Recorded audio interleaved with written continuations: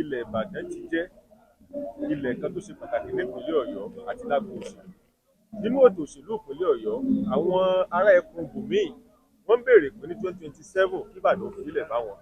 Ẹ̀yin gẹ́gẹ́ bí àgbà oyè nílẹ̀ Ìbàdàn, ojú wo lẹ fi wo ọ̀rọ̀ yìí lágbo òṣèlú pé ká filẹ̀ fún Ògùn, ká filẹ̀ fún Ògbómọ̀ṣọ́, ká filẹ̀ fún Bàbá àti bẹ́ẹ̀ bẹ́ẹ̀ lọ.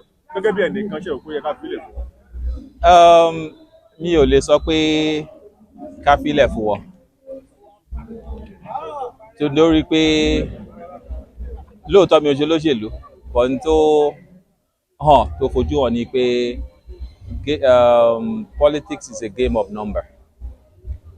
Ìbàdàn mọ́kànlá ní local government a ní àtẹ̀dẹ́ bá wo àwọn èèyàn tó kó sínú ẹ̀ ó ju ti 22 local government tó kù lọ.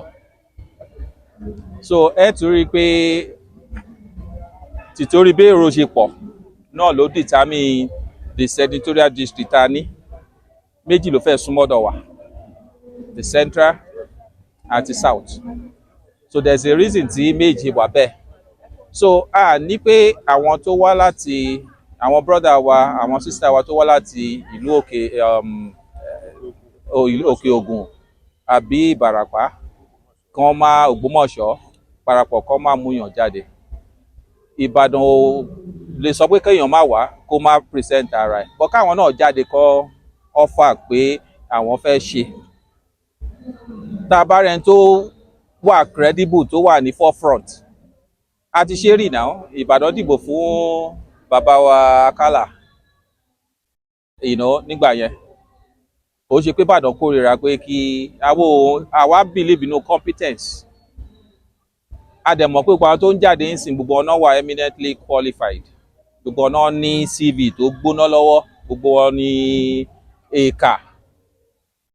èèkàn nílùú. So Ìbàdàn ò ní sọ pé kéèyàn má jáde láti ibi tó bá ti wá but tí èèyàn wọn ní ọmọ ni ò ní ṣèdí bẹ̀bẹ̀rẹ̀ ká fìdí ẹ̀ wé ọmọ ẹlòmíì. Tí Ìbàdàn bá jáde á fì sí Ìbàdàn ṣó yẹ yìí. So but nǹkan táwa dúró lórí ni pé a ní kí ìlú mi má jáde. Tẹ́lú mi bá jáde láti Òkè Ògùn ní o, Ògbómọ̀ṣọ́ ní o, Ìbàràpá ní o, Ìbàdàn á consider ẹ̀.